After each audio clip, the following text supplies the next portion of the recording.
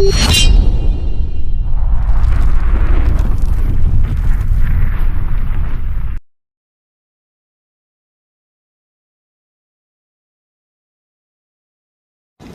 with the Lord of the Smoke. G, what's good with you? I'm chilling, man. We having a good time. We here. We outside with him. Remember, we used to give him a bunch of outside drinks. We ain't did it in a while. I know. Today is perfect because it's hot as shit up there. Yeah, it's fucking sweltering. Wow, man. What's good with you, though? I'm chilling, man. Like, we had a good weekend of boxing. Some upsets, some good fights, you know what I mean? So I feel good. Sport is alive. Speaking of this weekend, your man Gervonta Davis. Yeah. 8th round KO. I think you predicted 10. Oh, you predicted 10? Yeah, I kept saying 10. I said that he was going to jump on him in the first, and if he made it through, he was going to coast him to the 10th. But cut him short at the 8. Thoughts of the shot? I mean, it was going to happen because Frank was fighting at a pace that wasn't his pace. Frank was doing a good job, though. Frank was boxing. He was doing a good job, but it was just too high of a pace. He had to move a little bit too much. His feet, you know what I mean? He's not used to his feet moving that much.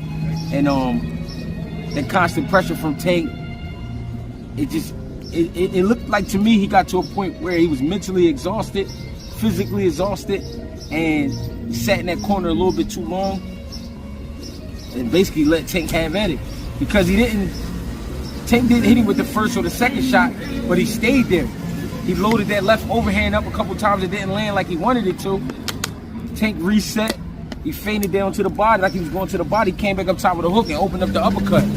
Once he hit him with the uppercut, he was hurt. He was hurt. And then he measured him out for a straight left hand. Shit was all she wrote. First 4 rounds, first 4 or 5 rounds, Frank was arguably up 3-2, 4-1. Yeah. Right? Yeah. Now, do you think it was the proper game plan to keep boxing him off the back foot? I kind of expected Frank to use his physicality because he's a strong lightweight. It's not so much that it was the proper game plan. It's the proper way to start, but you can't finish that way. You can't finish that way because at some point it begins to be too much. If you don't train on that back leg, it's gonna be hard to fight on that back leg, especially when you got a motherfucker really on your ass. I felt like it was times Frank should have held him, like that time in the 8th round when he had him up against the ropes. Frank should have held him, wrapped him up, clinched with him, and bought himself some time to get back to the middle of the ring. He shouldn't have sat there like that. I also felt like you gotta sometimes face your fears. By fears, I mean the power. Nobody want to get hit like that. You know what I mean? And I understand it. But you got to meet him halfway and cut the shot off. You got to crowd him. Sometimes you got to crowd the punches, step to him. Don't let him get his full. Don't let him. Hold on.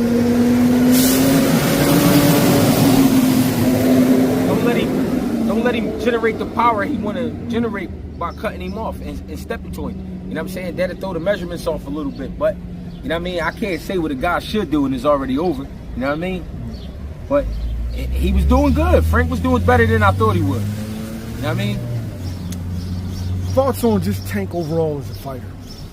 Tank overall as a fighter is becoming a complete fighter because he knows who he is, but not only that, he knows how these guys, he knows the mindset of the guys he's up against. He know what they want to do, which is make it easy as possible. So for him, I'm gonna make it ugly as possible.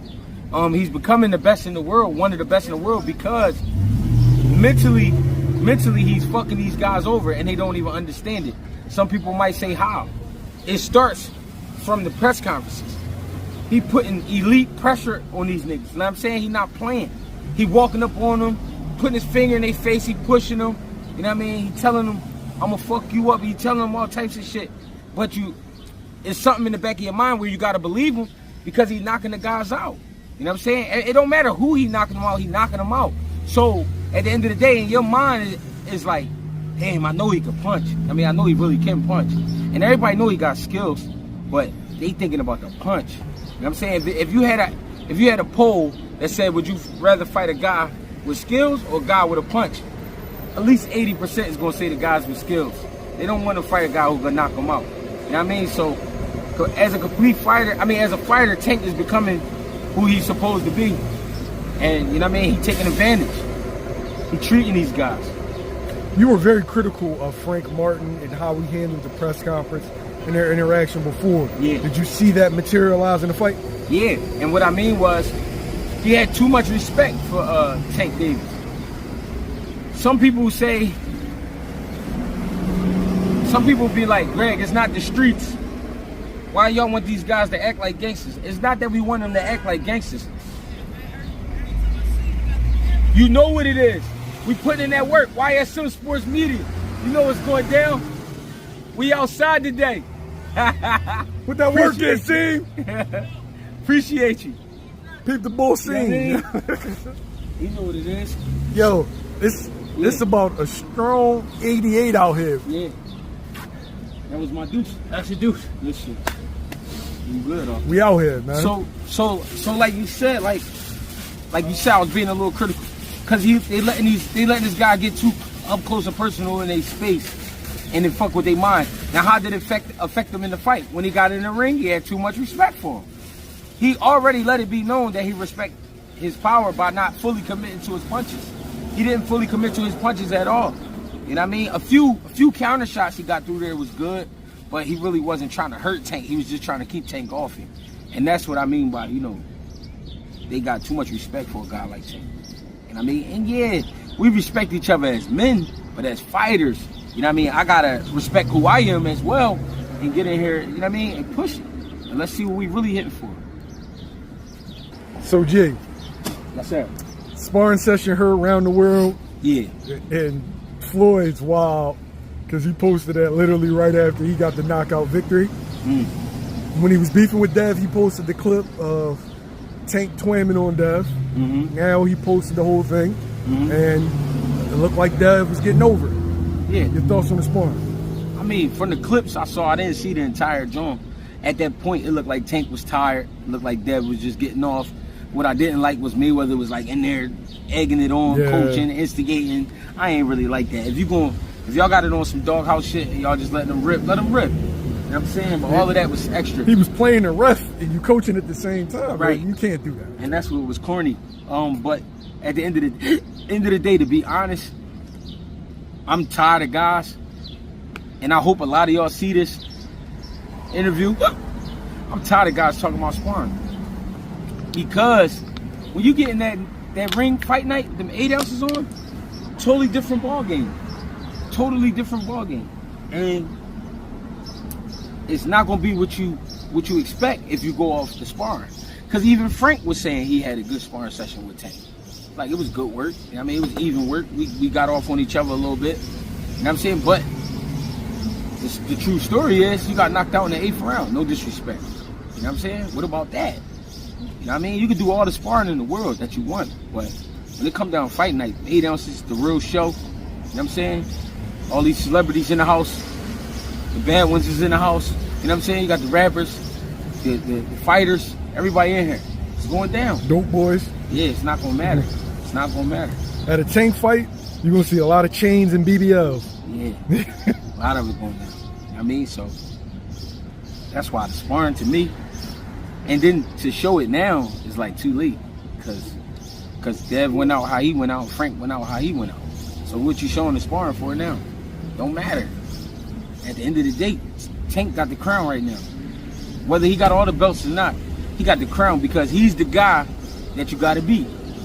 If you go through 35 divisions, you can beat all the names. But if you don't fight Tank, you know what I mean? Difference between with the Dev sparring and the Frank sparring, Tank and Frank already fought. Right. Dev and Tank's never fought yet. Right. That's true. That's true. And you might try to get a little insight, but at the same time, we don't know what kind of shape Tank was in. We don't know what kind of shape Dev was in. Fact. You know what I'm saying?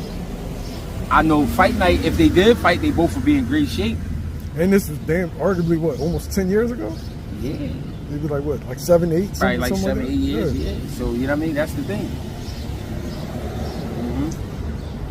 Fans overreact to sparring because, when they posted that like 40, 50-second clip of Tank getting off, Yeah. Tank fans went crazy.